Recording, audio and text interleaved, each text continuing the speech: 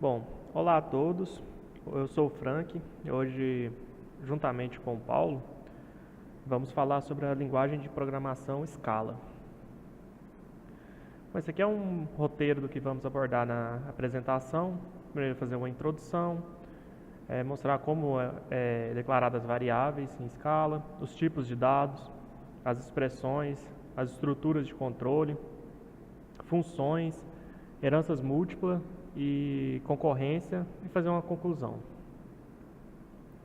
Bom, Scala é uma linguagem de programação sucessora de Funnel.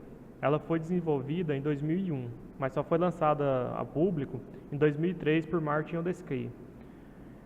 Scala é uma linguagem baseada em múltiplos paradigmas. Bom, tem o paradigma funcional, em que toda função é um valor, e o paradigma orientado a objetos, em que todo valor é dado como objeto. Bom, a Scala oferece uma sintaxe enxuta e tem como principal objetivo auxiliar na programação concorrente. Ela expressa padrões de programação de forma clara, flexível e de tipagem segura e coerente. Um dos pontos positivos é o uso de JVM, que é o mesmo ambiente de execução usado por Java. Isso faz com que Scala e Java tenham uma integração transparente. Tá, como assim? Quer dizer que elas são interoperáveis com o Java. Bom, e dessa maneira existe a vantagem de possibilitar o uso de classes e métodos de Java e o programa Scala. Bom, agora fazendo uma breve comparação de Scala com Java, dá para notar que Scala tem uma intenção de ser menos verbosa e com maior expressividade que Java. Aí, além dela ser influenciada por Java, e isso, consequentemente, ela é orientada a objetos, Scala também sofreu influências de linguagens funcionais como Haskell e Scheme. Bom, agora eu vou falar um pouco sobre as variáveis. Essa daqui é um exemplo de uma estrutura de declaração da variável, onde essa estrutura ela tem o quê? Ela tem um escopo, um tipo de acesso, o nome da variável, um tipo da variável, que é igual ao valor que foi atribuído. Bom, esse aqui é um exemplo onde dá para notar que o escopo ele é do tipo private e o tipo de acesso é do tipo val. Aqui o nome da variável que foi um exemplo que é o name. O tipo da variável que é uma string, que ela está recebendo uma string, que é a escala 1, 2, 3.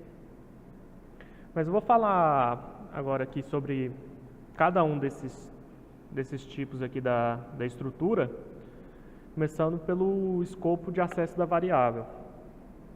Bom, o escopo de acesso da variável tem três tipos: o public, o private e o protect. Bom, o public é uma variável pública e só poderá ser acessada dentro da própria classe, da instância dessa classe e subclasse. Bom, o public ele é o nível de acesso padrão, caso nenhum seja especificado. O private é a variável privada, somente os métodos da classe em questão terão acesso a ela. O protect é variável protegida, somente poderá ser acessada em sua própria classe ou subclasse. Agora falando sobre os tipos de acesso, existem dois tipos de acesso, que é o val e o var. O val, ela classifica a variável como imutável, ou seja, uma vez definido, não poderá mais ser modificada. E o var, ela classifica a variável como mutável, podendo alterar o valor da variável a qualquer momento. Bom, nesse tipo de acesso aqui, é recomendada a utilização da variável do tipo val, pelo fato dela trazer benefícios de programação funcional, que é uma dos paradigmas da linguagem, como eu tinha dito antes. Agora, falando sobre nome da variável. Bom, o nome de variável em Scala, ela pode começar com underscore ou letra e seguido de uma sequência de caracteres alfanuméricos. E em Scala também, o uso de caracteres operadores como arroba, exclamação, %, também é permitido se usado na posição correta na variável. E tem uma outra alternativa em Scala, que é o uso de backtick, que é o acento de crase. Bom, usando ele é possível dar qualquer nome a uma variável, mesmo sendo um nome de uso da própria variável, como for. Se você colocar entre os acentos de crase, você pode usar isso como um nome da variável. Bom, tipo da variável. Bom, o tipo da variável segue a mesma ideia de diversas linguagens, porque a Scala ela também possui tipos de padrões de variáveis. Tá, como assim? Ela define o intervalo de valores que esse tipo específico permite armazenar. Como nesse exemplo aqui podemos ver, que temos o tipo da variável string.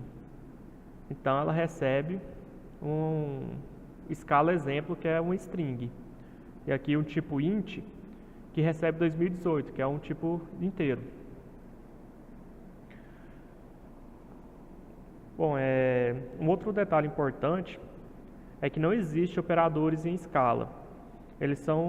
Todos os operadores são métodos dos objetos. Como podemos notar aqui nesse exemplo, o tipo int, ele possui um método mais, que recebe outro inteiro, que o resultado é retornar um inteiro desse programinha aqui. Bom, aqui um outro caso é onde o tipo da variável seja omitido. Você pode perceber que o tipo ele foi omitido. Aí o que Scala faz é a atribuição do tipo baseando-se no valor que foi passado à variável. Aí nesse exemplo aqui, não foi passado o tipo, como eu mostrei aqui. Porém, o Scala exemplo, ele é definido como string. Então, logo, é atribuído a essa variável como um string. Bom, a Scala ainda oferece o mecanismo lazy para poder evitar processamentos desnecessários. Ou seja, as variáveis criadas só serão processadas a partir do momento em que a variável for chamada. No caso de tipo de amarração das variáveis, Scala trabalha com o sistema de tipo estático. Ela verifica em tempo de compilação, visando garantir a consistência e segurança. Agora eu vou falar um pouco sobre os tipos de dados em Scala. E nas diversas linguagens de programação, o tipo de dado define uma coleção de valores possíveis junto a um conjunto de operações definidas que são permitidas realizar sobre tal tipo de dado. Em Scala, isso não é diferente.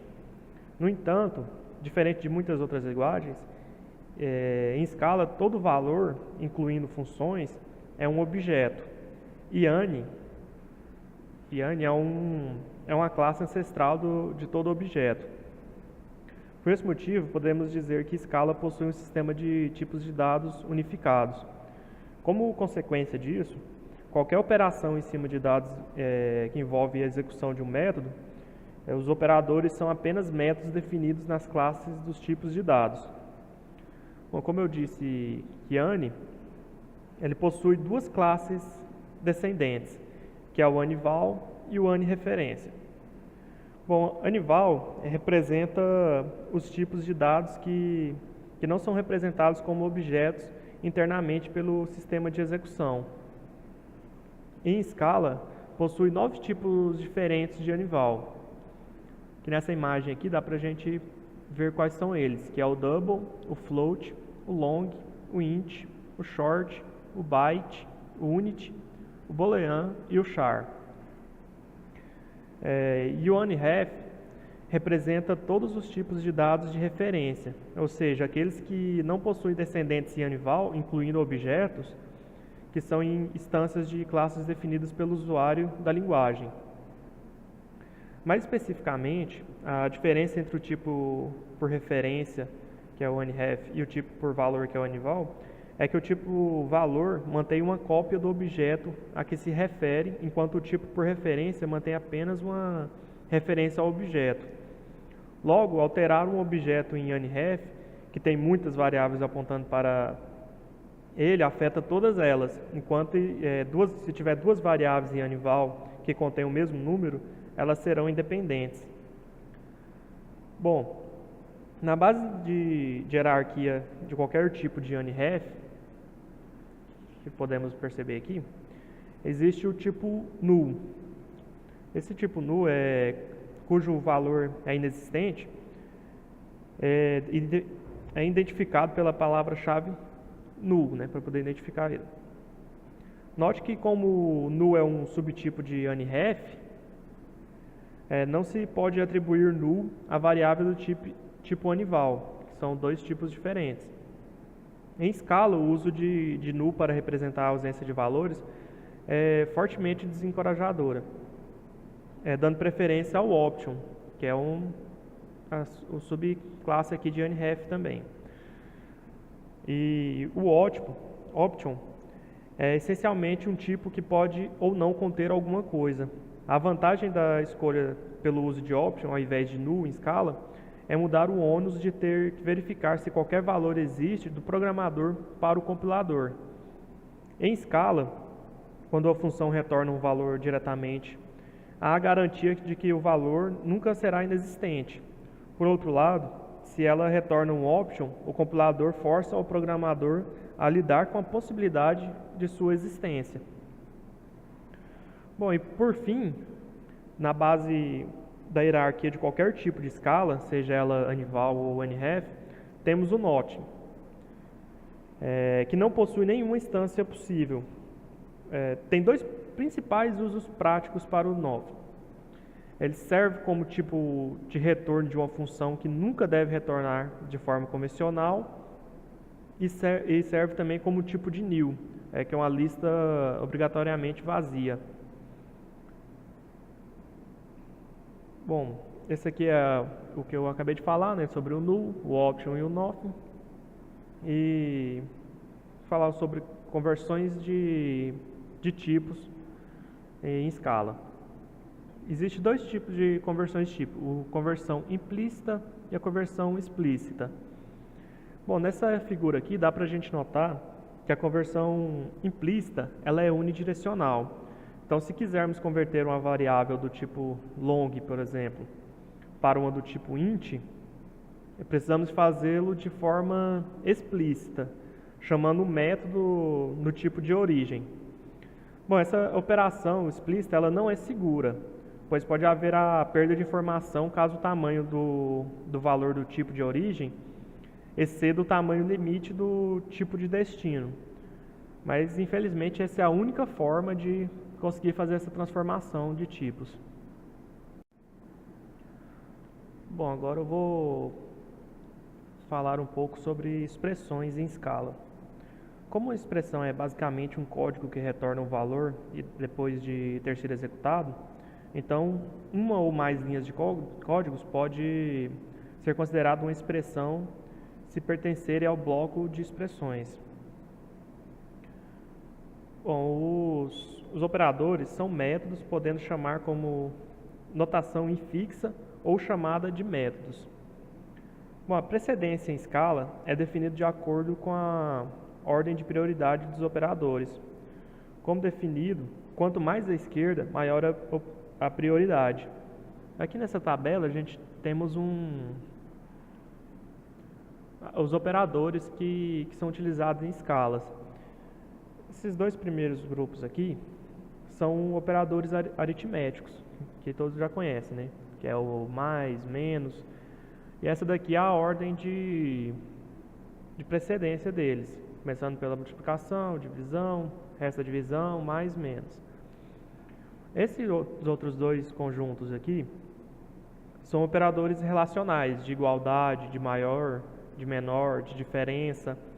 Essa também é a ordem de precedência deles, começando do maior, maior igual, do menor, menor igual, a igualdade e por último a diferença. Esses últimos três aqui são os operadores lógicos, onde temos o operador de e, o operador de ou exclusivo e o operador de ou. Bom, agora falando um pouco sobre associatividade em escala, A associatividade de um operador é definida pelo último símbolo operador. Um exemplo são operadores que terminam em 2 pontos. Bom, eles são associativos à direita, enquanto os outros operadores são associativos à esquerda. Bom, fala sobre sobrecarga de operadores em escala. Sobrecarga, como todo operador é um método em escala, a linguagem evidentemente possui suporte para sobrecarga de operadores. E é importante dizer também que escala faz o uso de curto-circuito em seus operadores lógicos, que é o e e o ou. No e, ele só avalia o valor à direita caso o valor à esquerda seja verdadeiro. E no ou, ele só avalia o valor à direita caso o valor à esquerda seja falso.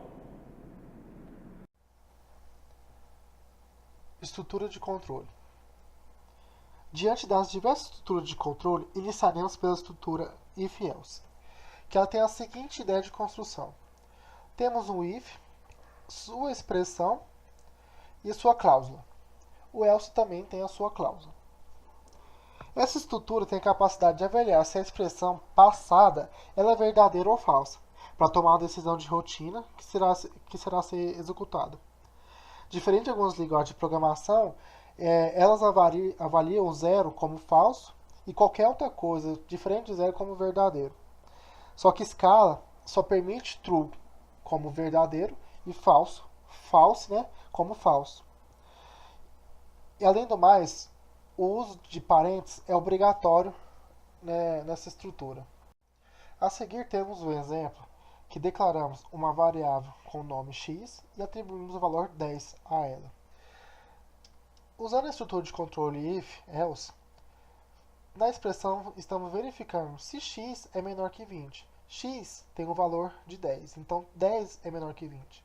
Nesse caso, ele vai entrar nessa estrutura e exibir a mensagem na tela: 20 realmente é maior do que x. Portanto, essa cláusula será a escolhida. Caso contrário, se tivéssemos atribuído o valor 20 ou maior do que 20 em x, essa cláusula não seria executada e seria executada a cláusula do else. Caso x fosse maior que um valor, a cláusula do else seria escolhida. Este é um exemplo de estrutura de controle condicional. Um outro exemplo seria atribuirmos ao x o valor de 15.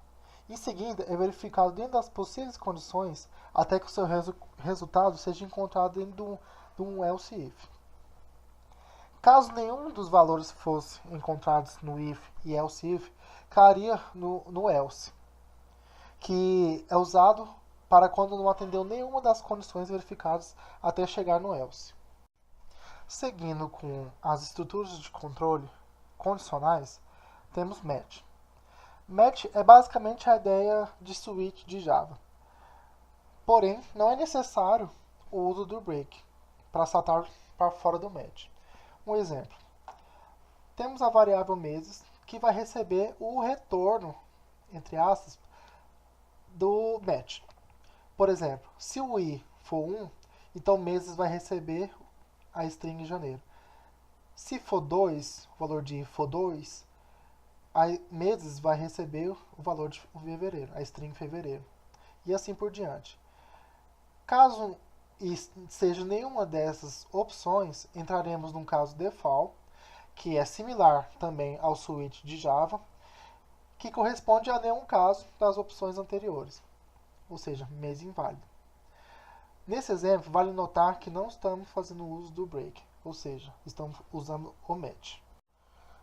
As estruturas de repetição de escala seguem de uma ideia equivalente às outras linguagens, diversas outras linguagens. O while, por exemplo, funciona exatamente igual ao Java. Caso a condição passada na expressão seja verdadeira, será executado até que essa condição se torne falsa. Então, o while tem a seguinte sintaxe definida da sua forma: while, a expressão e sua linha de comandos. A expressão que seria verificada para executar os comandos internos dentro do laço. Enquanto essa expressão for reconhecida como verdadeira, segue executando as linhas de comando. No exemplo a seguir, temos duas variáveis i e n, e a condição da expressão que vai manter o while sendo executado é n ser maior do que zero. Enquanto o while está sendo executado, está tendo a alteração do valor de i para i vezes o valor de n e o decremento de menos 1 do valor de n enquanto o while está sendo executado. E por final, mostrando na tela o valor de i. Ou seja, enquanto o while está sendo executado, enquanto essa condição for verdadeira, nós estaremos executando essa linha de comando, essas linhas de comando. Scala também permite o uso da estrutura do while para verificar se a expressão logo após a primeira execução do bloco. Logo na sua sintaxe, executa uma primeira vez para depois fazer uma verificação da expressão, passando para dentro do while. E isso vai ser executado até que essa condição passada seja verdadeira. Ou seja, neste exemplo, que é similar ao exemplo anterior, temos i e n. Esses comandos serão executados pelo menos uma vez. Caso nessa linha essa expressão for verdadeira, tudo que está dentro do comando do será executado novamente, e isso vai se repetir até que essa expressão seja falsa. Como toda a maioria das outras linguagens, nós temos a estrutura for.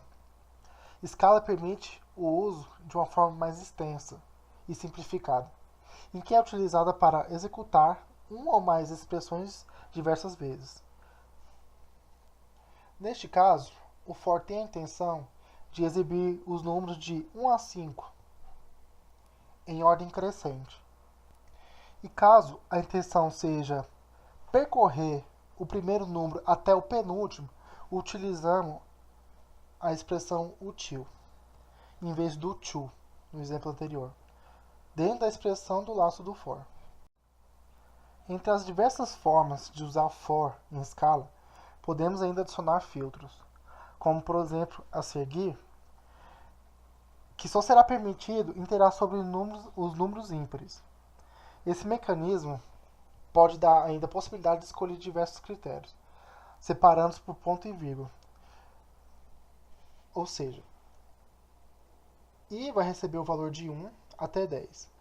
Se o valor de i, o resto da divisão por 2 for igual a 1, ou seja, se ele for um número ímpar, ele será impresso na tela. Podemos separar também, adicionando mais expressões para ser verificadas, usando ponto e vírgula a cada expressão. Este exemplo é o mesmo do exemplo anterior, apenas adicionando a expressão se o i for maior ou igual a 5. Ou seja, se o número for ímpar e maior ou igual a 5, ele será impresso na tela.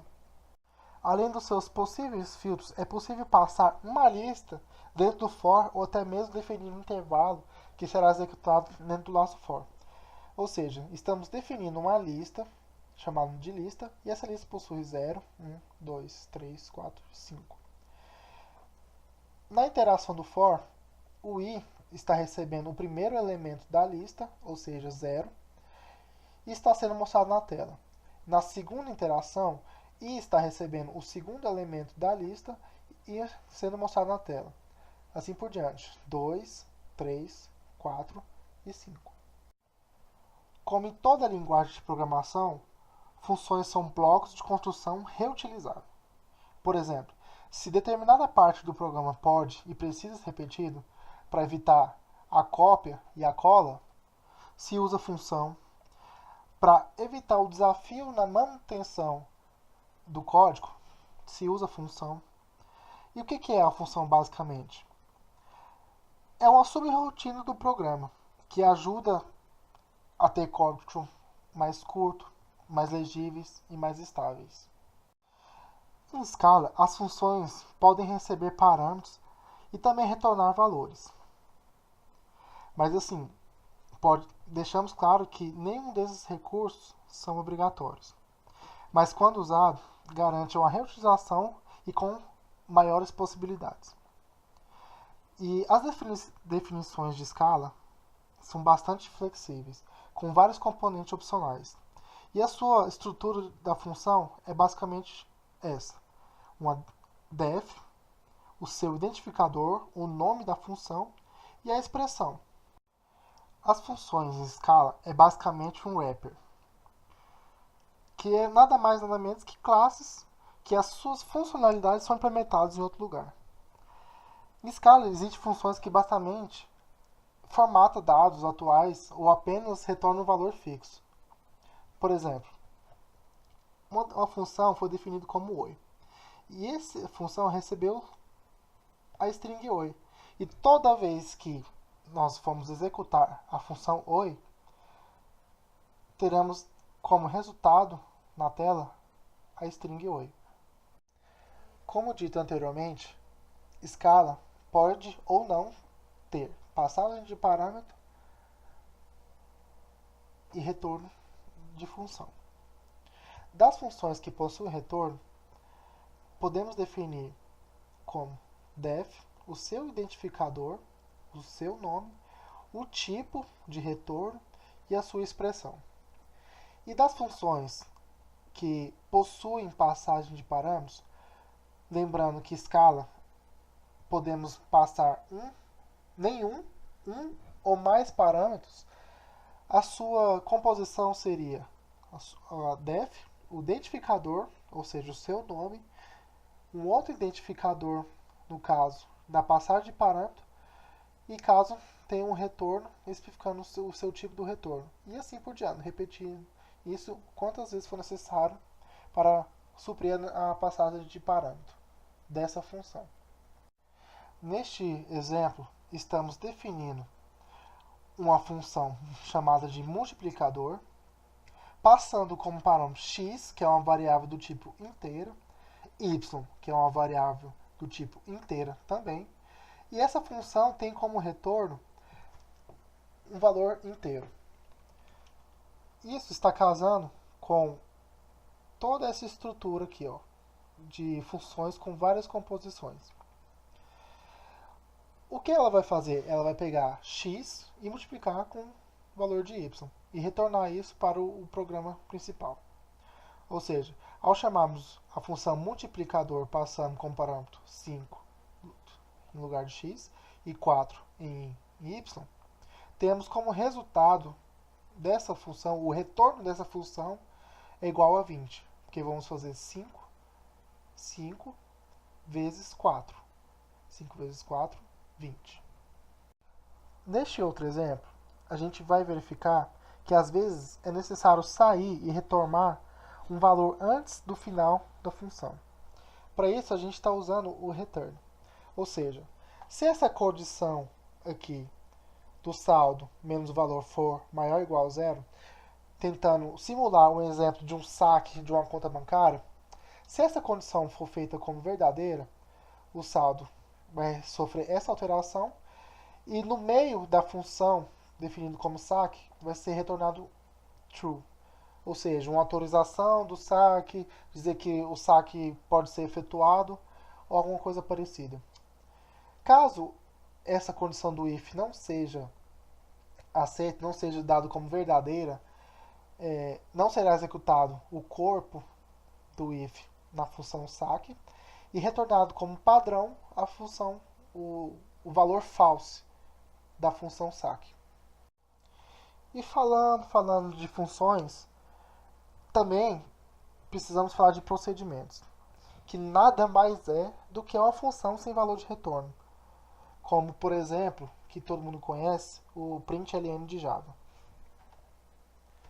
Por exemplo, nessa função, ou melhor, nesse procedimento, que podemos fazer essa associação de que um procedimento também é uma função, só que não retorna o valor, estamos definindo uma função chamada de log, passando como parâmetro a variável d, que é do tipo double, e transformando, tirando casas decimais e executando na tela o valor obtido pela função. Ou seja, não temos um valor de retorno. Não precisamos ter feito um return dentro do do procedimento.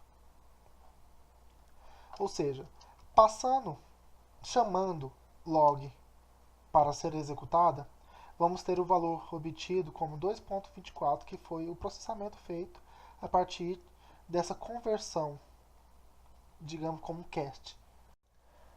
As funções sem parâmetros, que como eu disse, uma função pode ou não ter parâmetros, pode ou não ter retorno. As funções sem parâmetros, elas podem ser definidas pelo seu identificador, nenhuma passagem de parâmetro. Por exemplo, neste exemplo, definimos a função como oi e ela simplesmente retorna a string oi. No programa principal, ao fazer a chamada da função oi, temos como resultado apenas a string oi. Notando que não temos nenhuma passagem de parâmetro ao chamar e definir a função. Como em toda linguagem de programação, nós temos as funções recursivas. O que é a função recursiva? É basicamente uma função que ela foi definida e que ela se chama. E esse processo vai se repetindo até que pare. Por exemplo, essa função ela faz a exponenciação de um número. 2 elevado a 2, 2 elevado a 8, 2 elevado a 1, 2 elevado a 0. O que está acontecendo? Nós definimos a função como expor, passamos como parâmetro x, um número inteiro, n, um número inteiro. E ela nos vai retornar um long. Toda vez que essa condição for dada como verdadeira, ou seja, n maior ou igual a 1, ela vai fazer x vezes o resultado dessa operação aqui. Ó. O que é essa operação? É o valor de x que foi passado e o valor de n menos 1.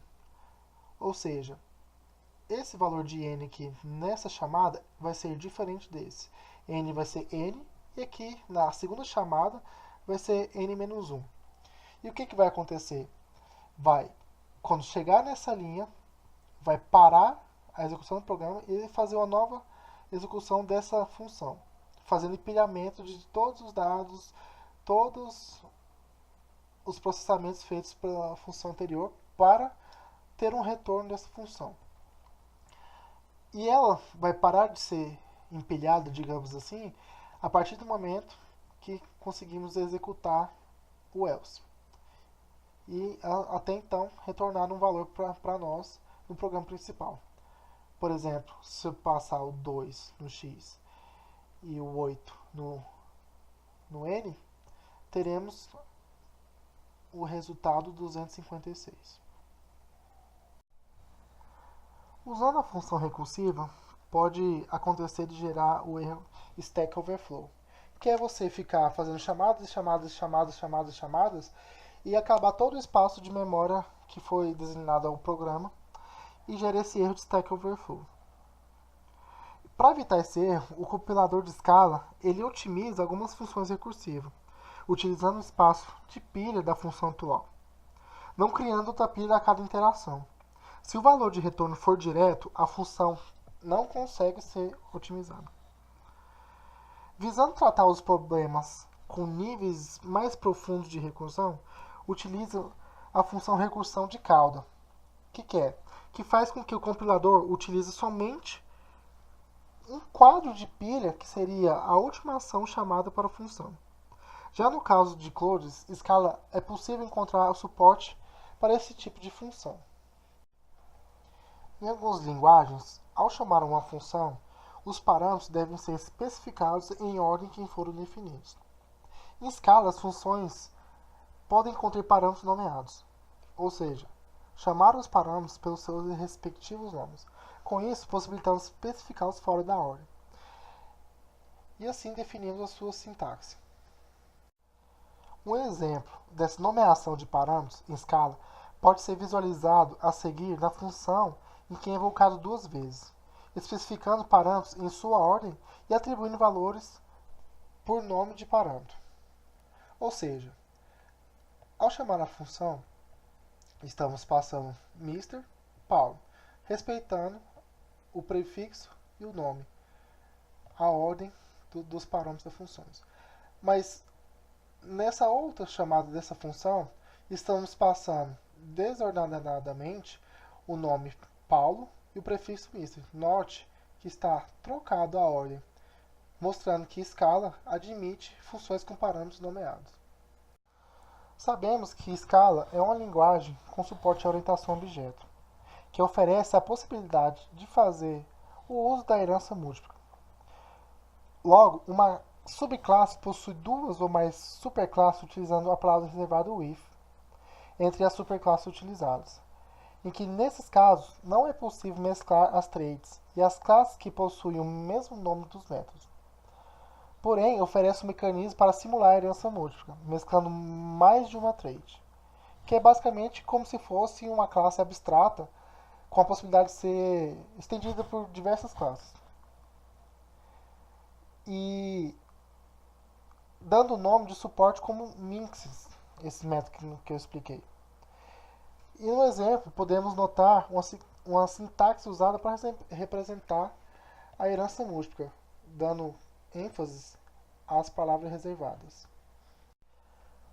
Visando os ótimos resultados quando o requisito é concorrência, Scala se destaca utilizando o pacote nativo Scala.current para programação concorrente. A partir de atores que são semelhantes a threads de Java, por exemplo, não faz o uso da ideia de travar e liberar as threads, fornecendo a capacidade de paralelismo a partir desses atores.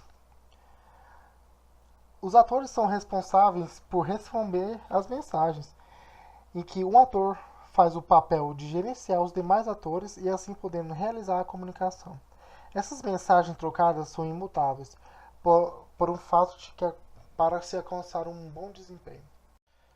Concluindo a apresentação da linguagem Scala, vamos responder algumas questões que não ficaram bem definidas durante a apresentação. Por exemplo, linguagens de programação são normalmente divididas em três categorias: imperativos, funcionais e lógicas. Qual é a categoria da linguagem? Bom, essa linguagem ela é baseada em múltiplos paradigmas, né? Por exemplo, funcional, em que toda função é um valor, é orientado a objeto, em que todo valor é dado como objeto. O comportamento e o tipo desse objeto são descritos por classes e traits, onde os métodos, além de serem declarados, também são implementados. Qual o domínio de programação da linguagem? Aplicações científicas, aplicações empresariais, inteligência artificial, programação de sistema, software para web e outros. Bom, como opinião do grupo, nomeamos Scala como para aplicações empresariais, porque Scala dá suporte à orientação a objeto. E convenhamos que para empresas, orientação a objeto, é uma ferramenta melhor para desenvolvimento. A linguagem é compilada, interpretada ou híbrida? Bom, a linguagem Scala, ela simplesmente só é compilada. As palavras especiais da linguagem são palavras reservadas ou palavras-chave? Bom, elas são palavras reservadas, porque a partir do momento que você, na verdade, você não consegue usar essas palavras para outras funções que não foram designadas a elas. Por exemplo, o if de orientação a objeto você não consegue usar para outra coisa a não ser a herança múltipla. Para fechar de uma forma mais motivacional, Scala é uma linguagem grande e pequena ao mesmo tempo. Como assim? É uma linguagem que tem um grande sentido de que tem uma sintaxe rica e sistemas de tipo. E juntando tudo isso com conceitos de orientação a objeto e programação funcional. Há novas construções a serem aprendidas aos usuários oriundos, né, da comunidade linguística.